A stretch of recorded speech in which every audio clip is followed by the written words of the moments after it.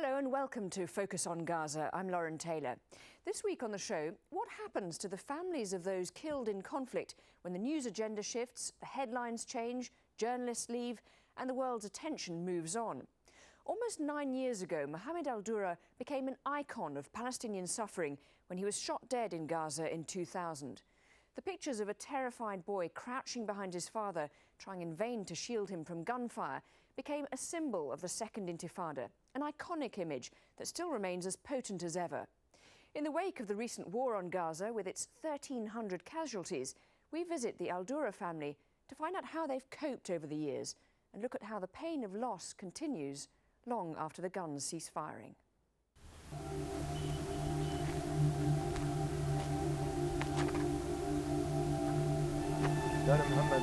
Mohammed was with me.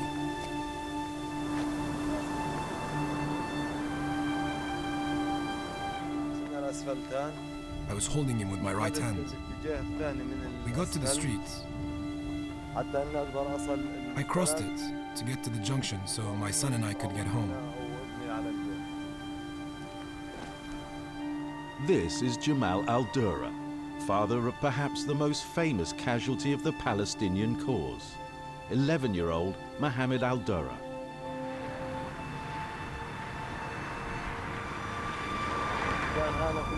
There were orange and lemon groves here. And over here, there was a house.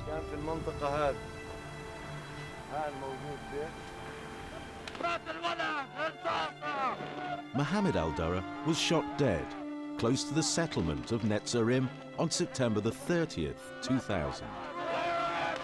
The site looks very different now. The Israelis dismantled the settlement in 2005, following their withdrawal from Gaza. But the events of that day remain vivid in Jamal's mind.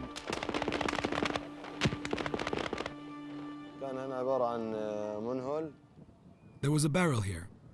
When the shooting got intense, my son and I got very scared. We hid here for protection from the bullets. My son was killed right here. The bullets were coming from the Israeli position from that direction.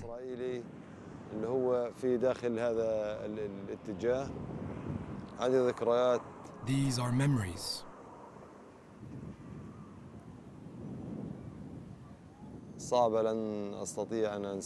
These are memories that one can't forget. Nearly a decade has passed, but the image of a terrified boy shot dead in his father's arms has become an international icon of Palestinian suffering. But what has happened to Jamal al-Durra and his family since then?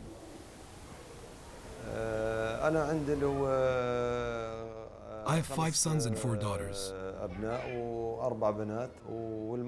Mohammed would have been my 6th son. And my wife and me, that makes 11 people. Number 12 is on the way. Since Mohammed's death, Jamal and his wife Amal have had 2 new daughters and a son, who they named Mohammed in memory of his brother. But slain Mohammed is a palpable presence in the house. To this day, this very minute, Mohammed lives among us. We remember him every day.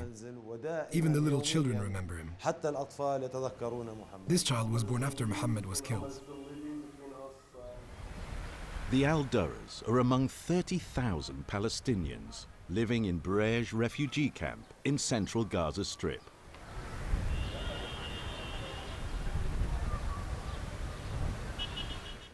Amal al-Durra cherishes the memories of her son. I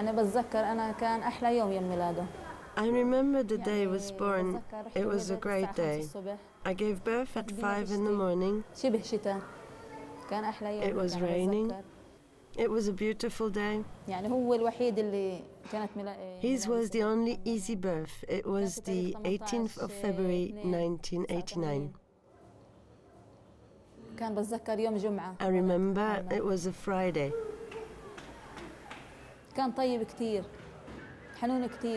He was very good, very affectionate.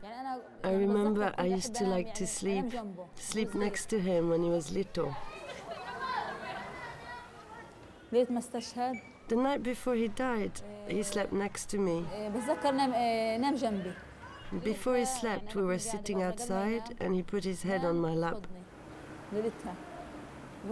He said, "Massage me here, Mom. Scratch me from here to here. Give me a massage." That was the night before his death. When I woke up in the morning, all his siblings were already out of the house. He was the last one to get up that morning. He got up, I made breakfast. We ate, he ate with us. He went out with his father and came back later, perhaps so that I could see him. I said, "Where are you going?" He said, "I'm going out with my dad." I did not know where, and that was it.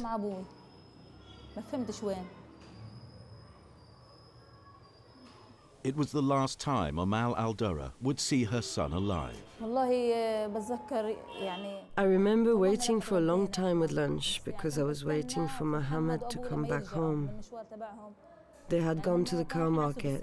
It was around 3 o'clock, the early afternoon. Someone knocked on the door. I opened it, and there was no one there. The person who knocked had left. I saw no one. There was another knock. I heard someone say, "Jamal." When I looked out the door, I heard them say, "Jamal." And I asked, "What is it?" I heard them say Jamal again and again, and I asked, "What is it?" Then I started crying involuntarily. I looked out the door and I found the street full of people. At that moment, I knew something had happened. The people heard me cry out and started piling into the house. Everyone already knew. They had already set up for the wake outside. I hadn't realized or heard what they were doing. No one wanted to tell me. Only 15 minutes passed between the time I was told what happened and the time they brought me his body. You go into shock. It was the hardest moment to see your child just lying there, dead. The death of Mohammed and the poverty that surrounds the Durra family hasn't robbed Amal of dreams for her other children. I hope that Adam goes to university. He becomes a teacher, an engineer, or a doctor. But 18-year-old Adam has different ideas. Right now, I'm not thinking of any future. I'm only thinking about avenging my brother's death. Adam was 9 when Mohammed was killed. But he seems to have suffered the most long-term effects of the loss. I think I was his favorite brother. He used to take me everywhere. I remember once, the other neighbors' kids beat me up. I told Mohammed what happened. He defended me. He was courageous, and all the other kids respected him. Adam attends the same refugee camp school that Mohammed did. Over the years, Brej camp has lost many young in the war with Israel. They call it the Camp of the Martyrs. I want to become a fighter, like those guys that fight the Israelis, and become a martyr. My brother's death is still not avenged.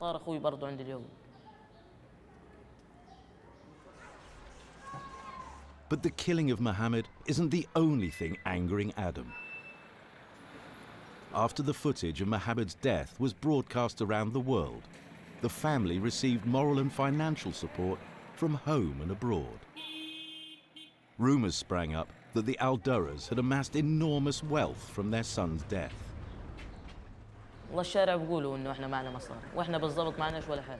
On the street, they say we are rich, but we aren't. So there were problems. Because of this, guys used to say to me, "Hey, rich boy," and I would fight with them, and they would taunt me. Poor little rich boy, son of a Euro, opportunist. After After the break, the Al Durras remain in Gaza, having to cope with more recent conflict, as well as controversy over the death of their son.